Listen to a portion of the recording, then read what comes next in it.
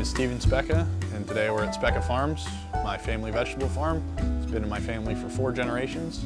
I'm a recent Rutgers graduate, and I'm coming into management here at Specka Farms. Our farm is located in Springfield Township, New Jersey, in Burlington County. It's 125 acres of pick-your-own vegetables.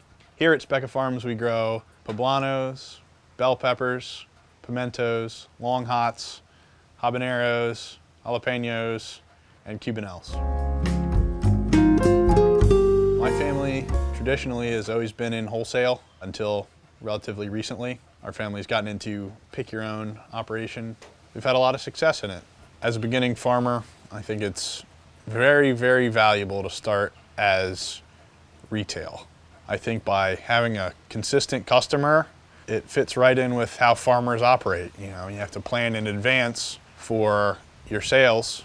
So by having a consistent customer who comes back to get their produce at your farm, you can plan your planting schedule around them. Well, if I were speaking to a new grower that has never grown it before, I'd say the main thing is to know your markets, understand which ethnic markets like what type of peppers, and the mode and method of which you'll sell them, whether it would be tailgate marketing, pick your own. It's going to be generally a smaller scale of harvest and sale as opposed to traditional commercial vegetable marketing nationwide.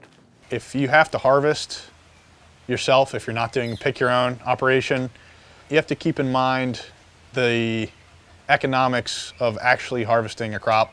Hot peppers tend to be a smaller pepper, so filling a bushel full of hot peppers is going to take a lot longer, whereas you may not be able to get more money for the hot peppers as opposed to a sweet pepper. So growing crops that fill a basket fast, like bell peppers or eggplant, that is a good thing because you spend less time in the field, you can harvest faster, your picking crew doesn't get as tired filling the same amount of boxes, and it saves a lot of time. So my interest is primarily to see how we can integrate peppers into our diet, either eating them fresh or processing them into sauce or powder or some other forms so that we can effectively take advantage of the health values that are associated with eating peppers. We get most of our seed from catalogs. We have good relationships with the seed salesmen. It's important because they always tell you what's the next up-and-coming crop, and you can't start a good crop without a good seed. Well, one of the things, since specialty peppers generally non-hybrid, they're at a drawback because they do not have resistance for diseases and insects that some of the hybrid varieties might have. So you have to be aware of that, and you have to be, have a keen eye for looking for different problems when you grow them. We found that our pepper crop always does best when it's in a well-drained field that has full sun exposure and it's high in organic matter. Peppers are a 60-day crop, so from the time they're planted to the time of harvest, 60 days. You need to plan that window before the frost. When we plan our planting schedule, we make sure that our crops come into maturity outside of the heat of summer so that it's not too hot for the pick-your-own crops. If you are going to grow such peppers, it's good for you to start early in the season, for you to be sure that they will be able to complete their life cycle. They will produce maximum yield. If you want them green, there shouldn't be much to worry about. If you want them red, it takes a little bit longer. So if it is red market that you are targeting, you should plant as early as possible. Maybe start out as early as the middle of May in New Jersey. And if you start in mid-May, you should be able to get the peppers to reach their maximum yield potential, produce some mature fruit. And maybe if the frost comes in early, some of them may still be producing young ones, but they should have produced a lot of the potential yield by the time the season runs out. When growing peppers, considering staking them is always an option. We think that At least for our operation, we don't stake peppers, but I know a lot of growers do. The advantage to staking them is holding the pepper together better. You know, when they're loaded with fruit and a windstorm comes through, the whole pepper will split apart and you'll lose a crop because you didn't stake them. An advantage to not staking a pepper is you save a lot of time and labor, and on a dry year with not a lot of wind, you can get away with having the pepper plant just loaded down and laying on the plastic. Here on Specht Farms, we use drip irrigation for all of our plastic culture. It's good for saving soil moisture under the beds. It uses far less water than overhead irrigation. It also gives you the benefit of fertigation and chemigation. We've never really experimented with pesticides through the lines, but we have good results with fertilizing through the drip tape. We bury ours. A lot of people put it on top. There it is. So what are you burying? This is like a hose almost. It goes down the entire length of the bed. And it has little slits right there that only let like just a drip of water out at a time. So the whole thing will be full of water and for fertilizer. If it only lets a little bit out at a time, you run it for a long time and it doesn't flood the plants out. Plus, it's never good to irrigate on top of the foliage of the plant. It's a good way to spread disease. This machine behind me is it's a bed shaper. We use it to lay all our plastic culture, plastic mulch. This machine specifically forms the soil into a raised bed. Some of the aspects that we like about it are it's really heavy, so when it goes over the bed, it packs the soil really firmly. We think that's good for the longevity of the bed. It also has the capability of laying the drip tape inside the soil. We like this. It keeps the drip tape in one place. It keeps it from bunching up when the sun hits it. They still make these machines, and there's a lot of them out there. They're pretty reasonable to get a hold of, and there's a lot of replacement parts. This is a plastic mulch layer.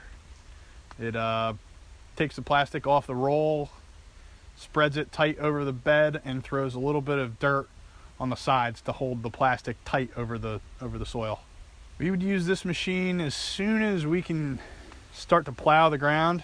So early in the spring, we'd plow the ground to get all the organic litter on top plowed under, so it has a very homogeneous soil texture. That way, both of these machines, when they are working, are able to lay a very uniform bed. It's important to have uniformity along the bed so you have an even crop. This machine, the plastic roll would sit here, and it would get fed through some of these rollers underneath. Machine would go over the soil, and then the plastic would get stretched tight over top. The discs in the back hill the soil up to the sides to keep it from blowing away in the wind. And it doesn't take a huge tractor to pull one of these machines. It's not very heavy. Some of the things I've learned growing peppers over the years is they're a very forgiving crop. Even if you have disease in the transplants, there's still enough time to help the pepper plant along and pull them out of disease. If the fruit looks nice, it'll always sell. Peppers are a good crop for a display, and it's definitely a recognizable crop. So a beginning farmer, I would definitely start growing some peppers.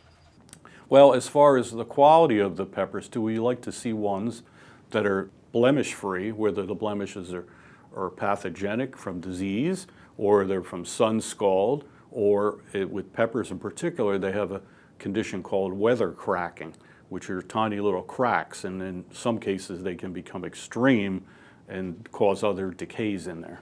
So the size would very much be determined by the type of hot pepper specialty you have. Like some you want little, some you want a little bigger. But I'd say you want them nice and glossy, because that would be the natural wax that's on them, and if they get older, they get duller looking. And I would say you also want them to be firm and crisp. You know, like if products of peppers have been sitting around for a while, they're going to be much more pliable. But if they're freshly picked, they're going to be hard. and that's what you want to look for. So, while the time of the day you pick them is important, it's also important that they're handled properly. For example, if you put them in a cold storage or, keep them fresh, unless you're going to sell them immediately, which a lot of times with ag stuff, it doesn't occur. And that's one of the problems that we have in agriculture is the perishability. What consumers are looking for when they buy these specialty peppers, it's something they're not very familiar with, so they want to be told what application to use this pepper in. So by calling it a frying pepper, it puts the image of fried peppers in their head, and then they start planning the whole meal around how you would cook that pepper. Another strategy for marketing these specialty peppers would be a mixture of colors and selling all of the peppers in one area of the display. It helps to see all the comparison between the peppers. That way it's not just another check mark on the shopping list. You have some choice in your peppers, and it's not just milk, eggs, peppers, bread. It becomes a part of the meal when you have some choice. So for our growers, if they want to go into pepper production, it's not just for the fresh market is there. In addition, the processing industry is also there to think about, and we can identify some of the pepper source industrialists, and working with them, we will be able to know what particular types of habaneros or cayenne they prefer for their industry. And in addition, the dangerously hot peppers are also highly valued in the pepper sauce industry. This is something that we would like our growers to become familiar with, that the pepper sauce industry, especially the hot pepper sauce industry, has a significant volume, and it's increasing in size every year. Right now, the market in the United States is up to about $3 to $4 billion. But most of the pepper sauces are imported from outside the country. Very little is processed in the U.S. So this is a market that is coming up, and it's likely to be very big as we move forward. With regard to setting up your markets, it's important to build a rapport and relationship, whether it be a wholesale buyer, a tailgate grower, CSA. It doesn't really matter. It's important to build that relationship, that they understand your quality and you understand what they want, and possibly maybe giving them some samples to test market for a while. Another important aspect, I think, of building markets for specialty peppers and other items is listening to your customers. Ask them, what do they want? What are they used to buying in their former countries, if they came from there? And you'll be surprised that they'll be quite different than what you're maybe used to growing. By keeping open ears to your customers and their suggestions, you may be the first one in the area to have a certain commodity as a test marketer, and in some cases it may turn out to be a very good market for you. I would say with any new specialty crops, it's important to have a marketing plan, particularly at a retail level. The marketing plan might include free samples, it might include recipes, it might include pictures of how they're grown, it might include a lot of things like that to get this local connection that buyers like. We look at this from the demographics of our state. New Jersey is one of the states with very rapidly changing demographics. So this is a new market opportunity, as we see it, for our growers to grow some of these peppers that different ethnic groups love, add it to the crop list, and be able to respond to the needs of these various ethnic groups for the new exotic peppers that we are developing. So we believe very strongly that indeed the new peppers will address an issue that the growers would love to attend to, fulfill the desires of this new population that is growing very fast in New Jersey. This is the red pimento pepper. We grow a medium amount of these. We found that any use you would have for a green or red bell pepper, this is a great fill-in. Personally, I like this pepper a lot more. It's got a flavor that a bell pepper can't touch. It holds up really well. It's an easy grower. They fruit plentifully. As for picking, they pick pretty fast because they're a little bit larger. They make a real nice display the way they sit. Any use you would have for a sweeter pepper, they're a good pepper for that. This is a variety of pepper we grow called Giant Zagetti. We sell it to a lot of our Mediterranean customers. It turns a real nice ivory color, and then at maturity it's a red, deep red color. They fruit very plentifully. We sell more of the immature ivory colored ones. I think they're a little more desirable just because they have a very distinct color. People recognize them as white peppers. They're a good contrast when they're next to a deep red. This kind of pepper is a little bit harder, and it would hold up a lot better for cooking with a lot of heat instead of a quick fry. So these would be great for like a stuffing and then roasting pepper, or something maybe on the grill. This is a Cubanelle. They're more of like a frying pepper. Now this is the kind of pepper that you would see on a Philly cheesesteak. We usually, when we pick them, we get a nice selection of the red and the green, and then the suntan colored ones. And it sells best that way because the people like a combination of the colors when they fry up peppers for peppers and eggs or peppers and on cheesesteaks. This is a red jalapeno pepper. We grow this one because we think it's very recognizable. People know that it's a hot pepper. So if they're trying to be a little bit adventurous, getting away from just the sweet peppers, and they want to try some heat. So this is almost an entry-level pepper for the heat seekers. This is a hot chili pepper. It's a smaller variety. We found that it's an attractive pepper for our Southeast Asian clientele, our Indian clientele. It's a lot of heat, but I've been told that it's a good pepper for any kind of stir-fry dish. We don't see a lot of potential for having to go out and pick these peppers. They're so small and the demand isn't really there. But when you're in the field picking these, you can see that the plant's very pretty. It puts on a nice display. These peppers would be a good one for pick your own. And if people are trying to dry peppers and make crushed pepper flakes, this is a good pepper for that. This is an orange habanero pepper. If you're really into hot, this is the pepper for you. We sell a lot of these to Caribbean customers, Indian customers, and folks who are trying to get into hot peppers. As far as habaneros go, this isn't a top level heat pepper, but it has some sweet aftertaste to it that I think a lot of people are looking for, not just the heat, but some flavor out of their hot peppers. This is a green poblano pepper. Their primary use is for roasting, and I know that they're popular in Central American cuisine. They have less sweetness than most other peppers, so they'd be used in more of a savory dish. They have some appeal to customers because they're not just the same green color that every other pepper is. They've got a nice deep color, and we sell this pepper to a lot of first-time hot pepper buyers because it's got a lot of good flavor without a lot of the heat and pain. We also have the yellow type of habanero that we are developing at Rutgers. We do believe that probably by the end of the year or early next year, this yellow variety that we have just developed at Rutgers will be released to our growers. We have found it to be very high yielding, flavorful.